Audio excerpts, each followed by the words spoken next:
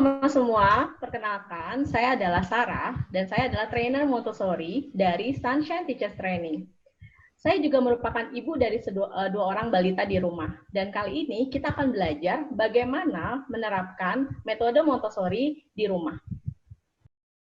Mereka belajar itu secara optimal sekali. Jadi kayak seperti anak itu tahu begitu saja gitu. Jadi it's like kok tiba-tiba anak saya bisa ini ya, bisa itu ya. Nah, itu adalah memang karena mereka sedang berada pada masa sensitif period atau periode sensitif. Ini terjadinya kapan? Terjadinya di rentang 6 tahun usia pertama gitu. Dan setiap anak itu adalah unik ya. Bahkan mereka mungkin akan mengalami 1-2 periode sensitif terus melewatinya, bahkan ada yang mengulanginya lagi gitu ya, periode sensitif itu, bahkan ada yang mengalami periode sensitif sepanjang tahun. Itu adalah unik, itu bergantung kepada guru yang ada di dalam diri mereka masing-masing. Tapi ketika kita bicara sensitive periods gitu ya, ini kan adalah kondisi optimal seorang anak mampu melakukan segala sesuatu. Tapi kalau kita sensitive period apa ya? Jadi gini, kalau misalnya masa ini terlewat gimana Miss gitu ya? Mungkin pertanyaannya itu. Kalau masa ini terlewat, mungkin anak akan mengalaminya, akan mampu belajar gitu ya, tapi mereka akan perlu usaha yang keras untuk mempelajari sesuatu hal ini yang ada di dalam masa sensitive period ini.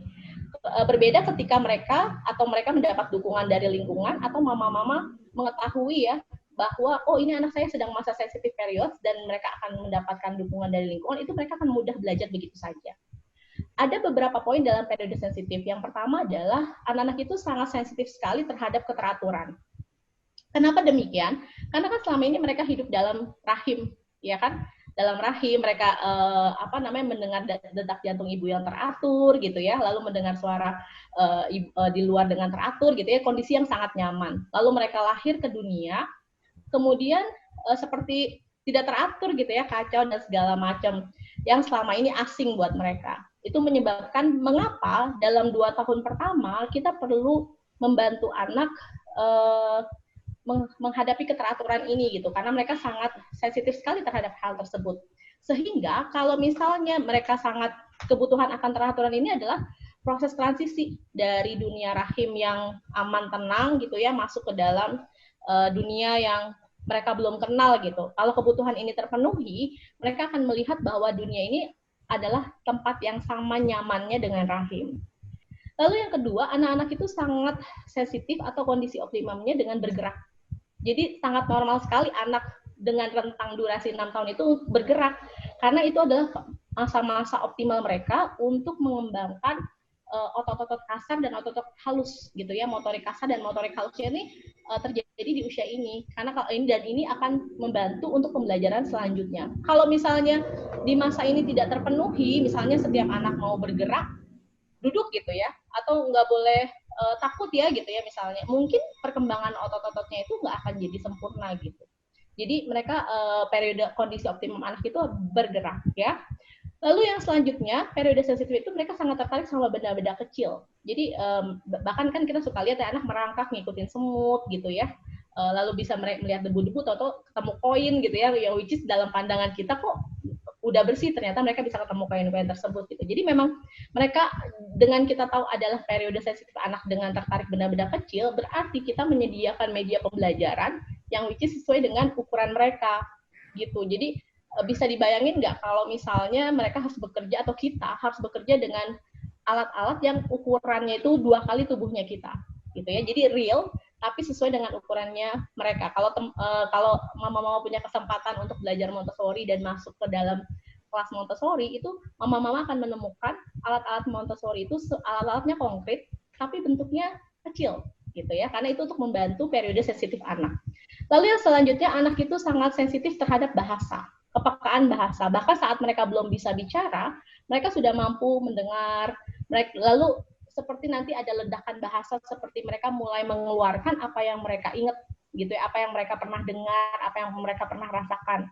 Jadi ini mereka akan mengalami periode sensitif terhadap bahasa. Jadi di masa 6 tahun ke bawah ini adalah masa-masa optimal mereka untuk belajar bahasa. Semakin anak sering mendengar, mereka akan sering mengulanginya lagi dan lagi gitu ya. Nah, ini kita bicara tentang periode sensitif. Lalu mereka sensitif sekali terhadap eksplorasi sensorial. Jadi terhadap kegiatan-kegiatan yang menggunakan indera, mata, hidung. Kalau kita ingin mengetahui sesuatu orang dewasa, pasti kita baca gitu ya, karena kita udah bisa baca.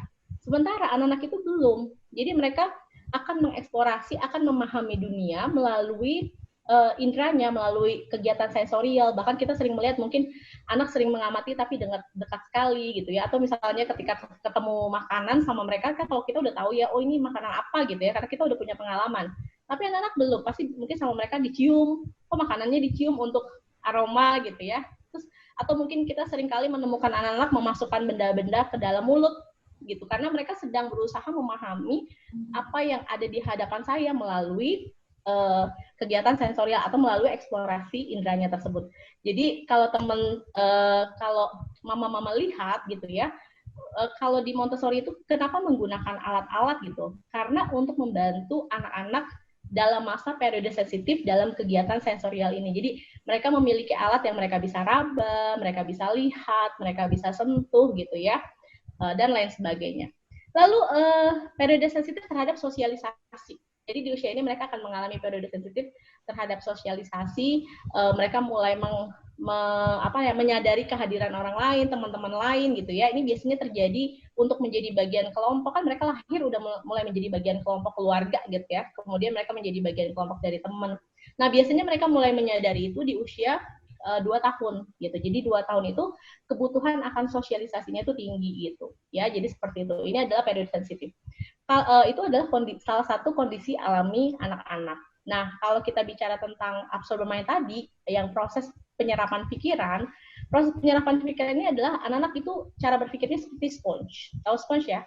Sponge yang untuk cuci piring. Akhirnya pasti keserap sama sponge semua kan ya. Jadi tips-tipsnya adalah, pertama kalau kita mau mulai menerapkan Montessori di rumah, follow interest child. Jadi ikutin si anaknya. Jadi kan tadi kita udah tahu ya, oh anak itu berada pada sensitive period dan absorber mind. Mungkin kita juga bisa bekali diri kita dengan tahap tumbuh kembang anak nih. Kalau di usia berapa, anak sedang mengalami fase apa gitu ya. Nah, jadi kita mulai di sana. Atau gampangnya kita bisa, misalnya gini, mana kegiatan apa yang anak sering lakukan, ataupun kegiatan apa yang setiap anak melakukan, dia membutuhkan bantuan kita. Nah, dari situlah kita mulai gitu. Jadi kalau misalnya, oh setiap kali dia mengambil baju misalnya, dia selalu meminta bantuan kita. Atau misalnya setiap kali dia mau mencuci tangan, dia selalu minta bantuan kita. Nah, dari situlah kita mulai. Jadi kita tunjukin bagaimana caranya, sediakan tools-tools yang sesuai dengan kebutuhan anak-anak. Nah, ini akan membawa kita ke tips yang kedua, yaitu mempersiapkan lingkungan. Nah, di lingkungan itu kan ada orang tua, orang dewasa, si anak itu sendiri, dan juga ada alat-alat yang diperlukan. Nah, berarti kalau orang tua kita udah jelas ya, kita membekali diri kita dengan pengetahuan tentang tahapan-tahapan perkembangan anak, fase-fase apa gitu ya. Dan juga dengan anak, tadi kita tahu, oh anak sedang berada pada masa ini, fase sensitive period, absorber mind. Oh anak saya sedang mulai merangkak, oh anak saya mulai sedang berjalan gitu ya. Jadi kita bekali pengetahuan tersebut dan kita sediakan tools-tools, alat-alat atau kegiatan-kegiatan yang bisa membantu anak ya. Itu follow interest dan membawa kita kepada mempersiapkan lingkungan. Lalu setelah kita mempersiapkan lingkungan tadi, ada alat-alat yang sudah kita persiapkan, selalu tunjukkan dengan tipsnya ya, selalu tunjukkan dengan cara yang benar. Jadi cara yang benar tuh kita selalu berasumsi, oh anak saya udah bisa gitu ya. Tapi padahal anak-anak itu perlu bagaimana cara menunjukkan yang sesuai yang lingkungan inginkan. Jangankan menggunakan alat, cara berjalan aja seperti apa yang kita mau itu perlu ditunjukkan. Jadi selalu tunjukkan ya. Tips yang selanjutnya adalah kebebasan, berikan anak-anak kebebasan untuk mengeksplorasi tapi dalam batas. Jadi kebebasan yang kita berikan adalah kebebasan dalam batas. Nah, batas itu tujuannya adalah untuk menyelamatkan mereka, bukan untuk menghambat periode sensitifnya mereka atau kebutuhan perkembangannya mereka. Jadi tujuannya adalah untuk menyelamatkan, kayak seperti lampu merah deh, di lampu lalu lintas gitu ya. Kan orang boleh pakai mobil apa saja, tapi kalau lampunya merah semua harus berhenti gitu ya. Manfaat untuk mama-mama ketika kita menerapkan metode Montessori di rumah, kita mengetahui kalau anak-anak ini memiliki tenggat waktu ya dalam memenuhi tugas perkembangannya mereka. Tugas perkembangannya itu kan ada fisik, intelektual, bahasa, sosial, dan emosional. Mereka tuh memiliki tenggat waktu yang sangat singkat gitu. Sehingga ini anak-anak akan cenderung menjadi frustasi karena perubahan yang cepat pada diri mereka. Nah, dengan orang tua yang memahami, mama-mama yang memahami setelah manfaatnya, jadi ini seperti kita kita menjauhkan rasa frustasi anak-anak dan juga kitanya juga jadi jauh dari kata stres gitu. Dan juga ini juga kita bisa membantu anak-anak untuk mengembangkan potensi bawaan. Jadi manfaat untuk orang tua, kita bisa membantu memanfaatkan potensi bawaan anak-anak gitu. Jadi kita tahu anak-anak memiliki potensi bawaan yang namanya absorbent mind dan sensitive periods ya, juga nanti yang lain sebagainya. Sehingga kita tahu bahwa dengan adanya sensitive period, potensi bawaan tersebut gitu, anak-anak akan mudah belajar begitu saja. Jadi ini manfaatnya untuk orang tua, oh ya anak saya akan sangat cepat sekali menyerap sesuatu. Lalu juga kita bisa membantu anak-anak untuk mengembangkan potensi optimalnya mereka. Dan kita bisa membantu anak-anak untuk cinta belajar dengan menggunakan alat-alat yang sesuai. Nah, dengan mereka cinta belajar, ini akan menumbuhkan minat anak-anak dan anak akan menyenangi untuk belajar nantinya di lingkungan manapun gitu. Jadi ketika mereka sudah memiliki cinta belajar, cinta pengetahuan, mereka akan baik-baik saja di dalam lingkungan manapun nantinya, lingkungan belajar manapun nantinya. Demikianlah kita sudah mempelajari tentang bagaimana menerapkan Montessori di rumah gitu.